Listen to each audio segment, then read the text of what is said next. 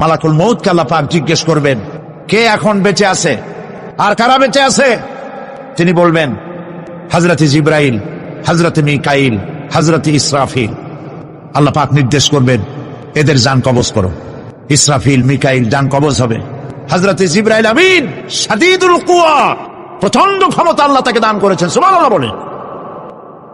দুনিয়ার সব নবীদের কাছে বাণী বহন করে নিয়ে আসছেন পূর্ণ অথেন্টিসিটির সাথে, সুবহানাল্লাহ।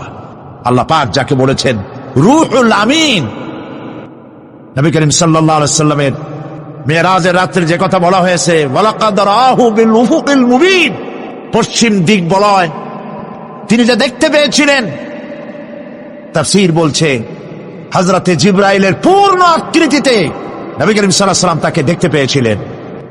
হযরত জিবরাইল যখন দুনিয়া আসেন, কোন কোন কিতাবে লেখা হয়েছে 600 ডানা আছে তার, 2 ঝাপটায় আকাশ থেকে জমিনে চলে আসেন, সুবহানাল্লাহ। হযরত জিবরাইলকে আল্লাহ পাক বলবেন তাকে মওত দাও, হযরত জিবরাইলও বিদায় হয়ে যাবে। আল্লাহ প্রশ্ন করবেন, এখন আর কে বাকি? মান বাকিয়া ইয়া মালাকাল মউত। মালাকুল মউত বলবেন, হে আল্লাহ তাআলা, এখন তোমার সামনে আমি দাঁড়িয়ে আছি, আর কেউ নেই। আল্লাহ পাক বলবেন, মুত ইয়া মালাকাল মউত। আল্লাহু আকবার, মুত ইয়া মালাকুল মউত, মরে যা, মরে যা। মালাকাল মউত মরে চলে যাবে, এরপরে আর কেউ নাই। আল্লাহ রাব্বুল আলামিন এই অবস্থায় কত বছর কত কাল চলে যাবে আল্লাহ পাক ভালো জানেন, কেউ নাই। আজকের রাজত্ব কার? আল্লাহ প্রশ্ন করবেন, আজকের রাজত্ব কার? আল্লাহ পাক আওয়াজ দিবেন, বলবেন, আজকের রাজত্ব কার? কোন জবাব নাই, আকাশের নাই, জমিনের নাই, আকাশও তো নাই, কারো কোনো জবাব নাই।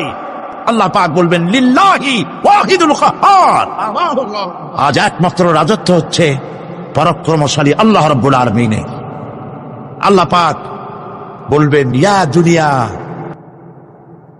আইনা শাজারুকি, হে পৃথিবী তোর গাছগুলা কই? ইয়া দুনিয়া আইনা জিবালুকি, হে পৃথিবী তোর পাহাড়গুলা কই? আইনাল জব্বারিন, স্বৈরাচারেরা কোথায়? কারো কোনো জবাব হবে না।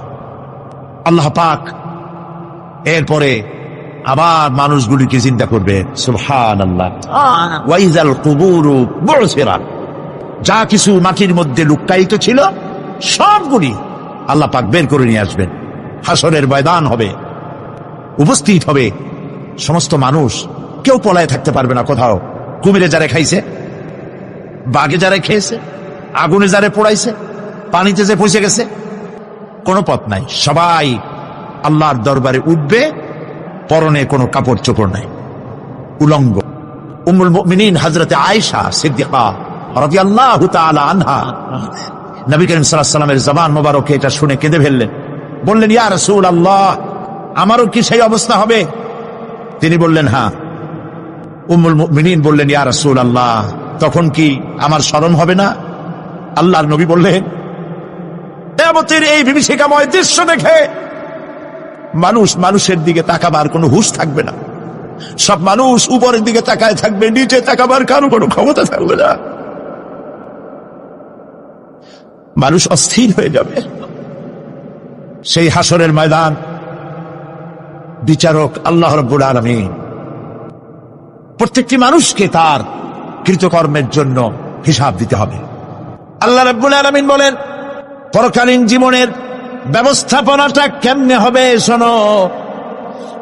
ইন্নাস সামআ ওয়াল বাসারা ওয়াল ফুআদা কুল্লু উলাইকা কানা আনহু মাসউলা।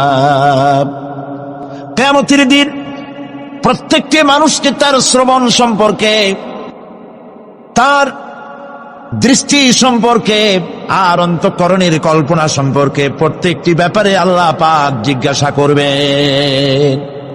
কান দিয়েছিলাম, কি শুনেছো? যা শুনছো তা আমল করেছো কিনা? আমার নিষেধ করা জিনিসগুলি শুনছো নাকি? কানের জবাব দিতে হবে।